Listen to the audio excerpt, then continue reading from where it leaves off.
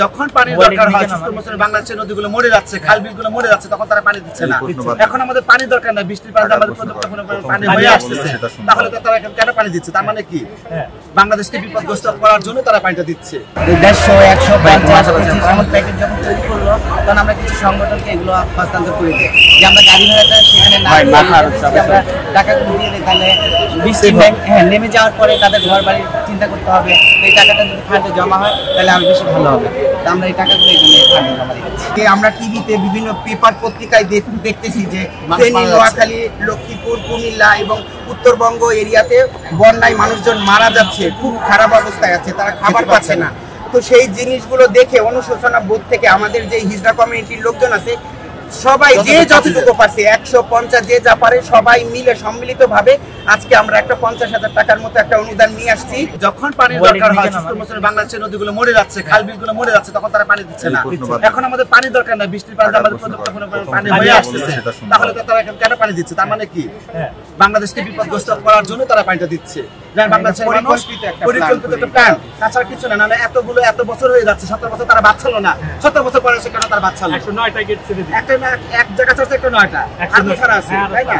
এই যে গেটগুলো ছাড়া মানে পরিকল্পনা, তাছাড়া কিছু না। বাংলাদেশের মানুষ অনেক মিডিয়া বলতেছে যে তাদের পানি অনেক হয়ে গেছে দেখে তারা ছেড়ে দিয়েছে, কিন্তু তারা ছাড়ার আগে অন্তত আমাদের বাংলাদেশের জানানো দরকার ছিল যে আমাদের পানি বের হয়ে যাচ্ছে বা আমাদের কলকাতাতে বন্যা হবে, যার কারণে গেটগুলো আমরা ছেড়ে দিব। যদি আমাদের বাংলাদেশের মানুষকে বলা হতো, যারা সরকার এখন আছে তাদেরকে যদি বলতো, তাহলে আমাদের নিয়ে যাইতো, তাহলে আমাদের এই মানুষগুলো ক্ষয়ক্ষতি হতো না। অনেক লোক মারা গেছে। পরিকল্পিত এটা আমরা আশা করি না। আমরা মূলত আজকে আসার কারণ হচ্ছে যেহেতু আমরা হিজড়া জনগোষ্ঠী, আমরা সাহায্যে আমরা বেঁচে আছি।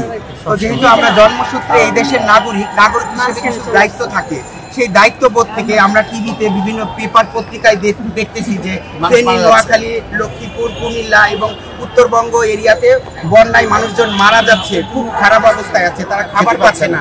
তো সেই জিনিসগুলো দেখে অনুশোচনা বোধ থেকে আমাদের যে হিজড়া কমিউনিটির লোকজন আছে সবাই যে যতটুকু পারছে 150 যে যা পারে সবাই মিলে সম্মিলিত ভাবে আজকে আমরা একটা 50,000 টাকার মতো একটা অনুদান নিয়ে আসছি।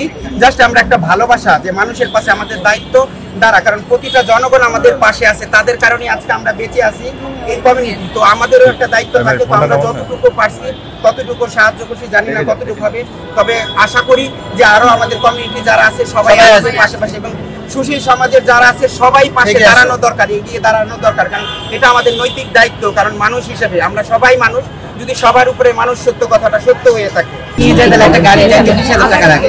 তা আমরা কিছু সংগঠনকে বলেছি যে আমাদের তার অত বেশি খাবার না, তা আমরা অলরেডি কেউ 150, 150 এমন প্যাকেট যখন তৈরি করলো তখন আমরা কিছু সংগঠনকে এগুলো হস্তান্তর করে দিই, যে আমরা গাড়ি ভাড়াটা সেখানে না আমরা টাকাগুলো দিয়ে দিই, তাহলে বৃষ্টি নেমে যাওয়ার পরে তাদের ঘর বাড়ি চিন্তা করতে হবে।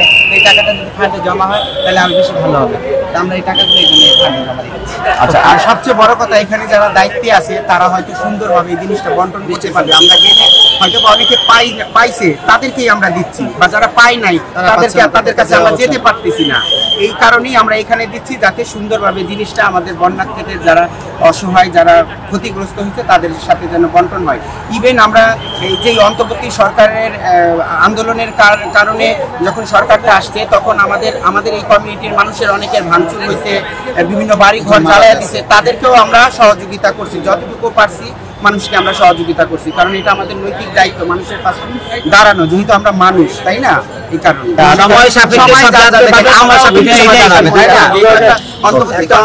সরকারকে বলে আসলো, তার কাছে আমরা দায় দাবি না এখন যেতে পারি না, এটা মগের মূল্য হয়ে গেল না।